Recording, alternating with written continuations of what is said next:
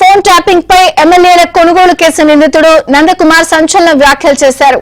తన ఫోన్ కూడా ట్యాప్ అయిందని అప్పటి డీజీపీ రవి గుప్తాకు ఫిర్యాదు చేశానని చెప్పారు. ఈ విషయంలో సీఎం రేవంత్ ను కలుద్దామని అనుకున్నా కానీ అపాయింట్మెంట్ దొరకలేదు అంటున్న నందకుమార్ తో మా ప్రతినిధి శశి ఫేస్ టు ఫేస్. 2022 ఎమ్మెల్యేల కొనుగోలు కేసులో నందకుమార్ నిందితుగా ఉన్నారు. ఆయన తన ఫోన్ను అక్రమంగా ట్యాప్ చేశారంటూ గతంలోనే డీజీపీకి ఫిర్యాదు చేశారు. నేడు మరోసారి ఈ కేసులో ఇటు పోలీసులకు ఫిర్యాదు చేసేటటువంటి ప్రయత్నం చేస్తూ ఉన్నారు. అయితే ఈ ఫోన్ ట్యాపింగ్ అంశంలో ఏ అంశాలు ఆయన కీలకంగా ప్రస్తావించబోతున్నారు, అసలు ఈ ఫోన్ ట్యాపింగ్ అంశంలో ఎవరి మీద ఆయన కంప్లైంట్ చేయబోతారు అంశాల గురించి మనతో మాట్లాడడానికి నందకుమార్ ఉన్నారు. ఒకసారి ఆయనతో మాట్లాడే ప్రయత్నం చేద్దాం. సార్ చెప్పండి సార్, అసలు మీరు ఫోన్ ట్యాప్ అయిందని చెప్పేసి అంటున్నారు. అసలు ఈ ఫోన్ ట్యాపింగ్ అంశంతో మీకేం సంబంధం, అసలు మీ ఫోన్ ట్యాపింగ్ అయిందని ఏ ప్రాతిపదికన మీరు చెప్తారు? అందరికి నమస్కారం అండి. గత 2 సంవత్సరాల క్రితం 2.5 సంవత్సరాల క్రితం ఒక ఇన్సిడెంట్ జరిగింది. ఇప్పుడు మీరు దాంట్లో నిందితుడు అన్నారు, నేను బాధితుడు అంటున్నాను. ఓకే, నిందితుడా బాధితుడా అని చెప్పి అది సమయం నిర్ధారిస్తుంది. కానీ నా ఫోన్ ట్యాప్ అయింది అనడానికి నేను అప్పుడు ఉన్న డీజీపీ గారిని 2024 జనవరిలో రవి గుప్తా గారు డీజీపీ గారు ఉన్నప్పుడు నేను తనకు వెళ్ళి సార్ ఈ విధంగా జరిగింది నా కేసులో. అసలు నా ఆడియో టేపులు ఎప్పుడైతే నేను రోహిత్ రెడ్డి గారు మాట్లాడము, లేకపోతే నేను ఇంకో సింహయ్య స్వాములు మాట్లాడము, ఈ టేపులన్నీ బయటకు వచ్చాయండి. 26వ తారీఖు నాకు తెలిసి అక్టోబర్ 26వ తారీఖు నా యొక్క ఇన్సిడెంట్ జరిగిందండి. జరిగినప్పుడు 27కో 28కో మార్నింగ్ 27కు మమ్మల్ని రిమైండ్ చేశారు. తర్వాత అక్కడ జడ్జి గారు ఎలాంటి ఎవిడెన్స్ లేదు ఈ కేసులో, ఎక్కడ డబ్బులు లేవు, ఏం లేదు, ఏదో ఎవరెవరో మాట్లాడుకుంటే మీరు వాళ్ళకి అసలు ఈ ఫోన్ కాల్స్ కూడా వాళ్ళేనా అని చెప్పి వాళ్ళని ప్రశ్నించి మా రిమాండ్ రిజెక్ట్ చేయడం జరిగింది.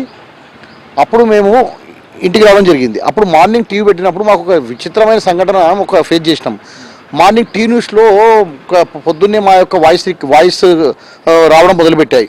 నేను రామచంద్ర భారతి గారు మాట్లాడము, నేను రోహిత్ గారు మాట్లాడము, నేను సింహాజీ మాట్లాడము. మేము కొద్దిసేపు వండర్ అయ్యాం, అసలు ఏం జరుగుతుందో కూడా మాకు అర్థం కాలేదు. అప్పుడు నేను నిర్ధారించుకున్నా, ఓకే ఫోన్ ట్యాపింగ్ అనేది ఈ ప్రభుత్వంలో జరుగుతుంది అని చెప్పి నిర్ధారించుకున్నా. దానిపై నేను ఒక 1 year వెయిట్ చేశాను. 1 year వెయిట్ చేసిన తర్వాత అదే గవర్నమెంట్లో ఉండే, అప్పుడు గవర్నమెంట్లో ఉన్నప్పుడు న్యాయం జరగదని చెప్పి మన కొత్త గవర్నమెంట్ వచ్చిన తర్వాత నేను డీజీపీ గారిని వెళ్ళి కలవడం జరిగింది. సార్ ఈ విధంగా అప్పటికే ఫోన్ ట్యాపింగ్ కేసు బయటకు వచ్చింది, కొంతమందిని అరెస్ట్ చేస్తున్నారు. అప్పుడు వెళ్ళి నేను డీజీపీ గారికి చెప్పాను, కమిషనర్ గారికి చెప్పాను, సార్ ఈ విధంగా నా యొక్క ఫోన్స్ అంటే నా యొక్క వాయిసెస్ బయటకు వచ్చాయని చెప్పాను. బట్ డీజీపీ గారిని కలిసినప్పుడు కానీ సిబి గారిని కలిసినప్పుడు కానీ ఈ ఫోన్ ట్యాపింగ్ సంబంధించిన అంశాలు ప్రస్తావించినప్పుడు దాని మీద ఏమైనా చర్యలు ఉన్నాయా? ఎలాంటి చర్యలు లేవండి. అంటే నేను వాస్తవంగా చెప్పాలంటే రిటర్న్ కంప్లీట్ ఇవ్వలేదు, జస్ట్ ఓరల్ డిస్కషన్ చేసినాము. అప్పటికి నాకు వేరే నా హోటల్ కూలగొట్టే కేసు కాబట్టి దాని గురించి వెళ్ళాను కాబట్టి సార్కు ఓరల్గా చెప్పాను, సార్ మీరు ఎవిడెన్స్లు ఏదో కాలిపోయాయి, అంటిపెట్టారు, ఇంకేదో అని చెప్పి మీరు వెతుక్కుంటున్నారు, మూసీలో వెళ్ళి వెతుక్కుంటున్నారు, ఇక్కడ ఇంత క్లియర్ ఎవిడెన్స్ ఉన్నప్పుడు మీరు ఎక్కడికో ఎవిడెన్స్ గురించి వెతుక్కోవాల్సిన అవసరం లేదు సార్ అని చెప్పి నేను సార్కి కూడా చెప్పడం జరిగింది. ఇంటెలిజెన్స్ ఐజీ గారికి కూడా కలిశాను, వారికి కూడా చెప్పాను, కమిషనర్ గారికి, డీజీపీ గారికి అందరికి చెప్పాను. బట్ నేను సీఎం గారికి వెళ్ళి చెప్పాల్సిందే, బట్ సీఎం గారు నాకు అపాయింట్మెంట్ కూడా ఇవ్వలేదు, దొరకలేదు కాబట్టి నేను వెళ్ళలేదు. సో ఇప్పటికైనా కూడా నేను సీఎం గారికి వెళ్ళి ఏం జరిగిందో అనే విషయం చెప్పడానికి రెడీ ఉన్నాను. కానీ దానికి ఎవరన్నా కొద్దిగా చొరవ తీసుకొని నన్ను సీఎం గారి దగ్గర అపాయింట్మెంట్ ఇప్పించే వాళ్ళతో చెప్తే ఈ విషయం మొత్తం ఏం జరిగిందో చెప్తాను, వాళ్ళు దాని మీద ఏ విధంగా యాక్షన్ తీసుకుంటారో చూడాలి. ఇన్నాళ్ళ పాటు సైలెంట్గా ఉన్నారు ఫోన్ ట్యాపింగ్ వ్యవహారం మీద, ఇప్పుడు తాజాగా మరోసారి కంప్లైంట్ చేస్తా అని చెప్పేసి అంటున్నారు. ఇన్ని రోజుల పాటు సైలెంట్గా ఉండి ఇప్పుడు కంప్లైంట్ చేయడానికి గల కారణాలు? ఇప్పుడు లాస్ట్ టైము మా ఇన్సిడెంట్ తర్వాత రాధాకిషన్ రావు వీళ్ళందరూ దొరికారండి, బ్యాచ్ ప్రణీత్ రావు అందరూ దొరికారు. వీళ్ళందరినీ తీసుకెళ్ళినప్పుడు అక్కడ నాంపల్లి కోర్టులో ఒక కన్ఫెషన్ స్టేట్మెంట్ ఉంది, నా దగ్గర కూడా కాపీ ఉంది. ఆ కన్ఫెషన్ స్టేట్మెంట్లో క్లియర్గా రాధాకిషన్ రావు అనే వ్యక్తి నందకుమార్ అక్టోబర్ 26 రోజు ఏం జరిగిందనే ఇన్సిడెంట్ కూడా ఆ కన్ఫెషన్ స్టేట్మెంట్లో ఉంది. నందకుమార్ ఫోన్ మేము ఇంటరప్షన్ చేయడం జరిగింది. తర్వాత ఇది మొత్తం మాకు ఎస్ఐబి చీఫ్ ప్రభాకర్ రావు గారు ఆదేశాల మీద చేసినాము. ఈ వీడియో ఆడియో క్లిప్పులు మొత్తం నేను పెద్ద ఆయనకి ఇచ్చారని చెప్పి దాంట్లో క్లియర్గా రాశారు.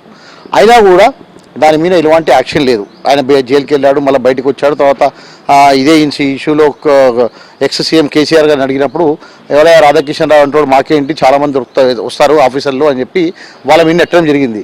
సో నాకు అప్పుడు ఏం తెలిసిందంటే న్యాయం జరగదు అని చెప్పి తెలిసి నేను ఇంకా రిటర్న్ కంప్లీట్ ఇవ్వలేదు. బట్ ఇప్పుడు ప్రభాకర్ రావు వచ్చిన తర్వాత ఏ విధంగా న్యాయం చేస్తారు, అసలు ఏ విధంగా న్యాయం జరుగుతుంది అని చెప్పి చూసిన తర్వాత దాన్ని ఎక్కడ కంప్లైంట్ ఇవ్వాలి, ఎవరికి కంప్లైంట్ ఇవ్వాలి, ఏ విధంగా చేస్తే న్యాయం జరుగుతుంది దానికి మేము ఆలోచించి మా అడ్వకేట్స్ ఆలోచించి దాని మీద నిర్ణయం తీసుకుంటాం. కానీ ఇది ఆల్రెడీ మ్యాచ్ ఫిక్సింగ్ అని నేను నమ్ముతున్నాను. దీంట్లో ఎవరెవరి పాత్ర ఏముందనేది అందరి పేర్లు తెలుసు మనకు. అయినా కూడా మనం ఇప్పుడు ఎందుకంటే అసలు వాళ్ళు చెప్పినప్పుడు మనం చెప్పి వేస్ట్గా అని చెప్పి మన రిస్క్ ఎందుకు లైఫ్ రిస్క్ తీసుకోవడం ఎందుకని చెప్పి నేను దీన్ని ఇక్కడికే నేను ఆపేస్తున్నాను. ఇది మరోసారి ఫోన్ ట్యాపింగ్ వ్యవహారంలో ఇటు ఫిర్యాదు చేయడానికి నందకుమార్ సిద్ధమైనట్టుగా తెలుస్తోంది. ఇప్పటికే ప్రభాకర్ రావు కూడా విచారణకు రాబోతూ ఉన్నారు కాబట్టి ఆయన కూడా విచారించాల్సి ఉంది. దాని తర్వాత మరికొన్ని విషయాలు వెలుగులోకి వచ్చేటువంటి అవకాశం కూడా ఉంటాయి. ఇదే కాకుండా ప్రజెంట్ ఈ ఫోన్ ట్యాపింగ్ అంశంలో ఆల్రెడీ మ్యాచ్ ఫిక్సింగ్ జరిగిందంటూ కూడా నందకుమార్ ఆరోపిస్తూ ఉన్నారు. తన వద్ద ఉన్నటువంటి ఆధారాలతో మరోసారి ఫిర్యాదు చేసేటటువంటి ప్రయత్నం చేస్తాను. ఈ ఫోన్ ట్యాపింగ్ వ్యవహారం ఎలా జరిగింది, ఇందులో ఎవరెవరు ఉన్నారు, ఎవరెవరి ఆదేశాల మేరకు ఇవన్నీ జరిగాయన్న అంశాల గురించి తన దగ్గర సమాచారం ఉంది. అందుకు అనుగుణంగానే ఫిర్యాదు చేస్తానంటూ నందకుమార్ చెప్తూ ఉన్నారు. కెమెరా పర్సన్ దాస్తో కలిసి శశి, ఏబిఎన్ ఆంధ్రజ్యోతి.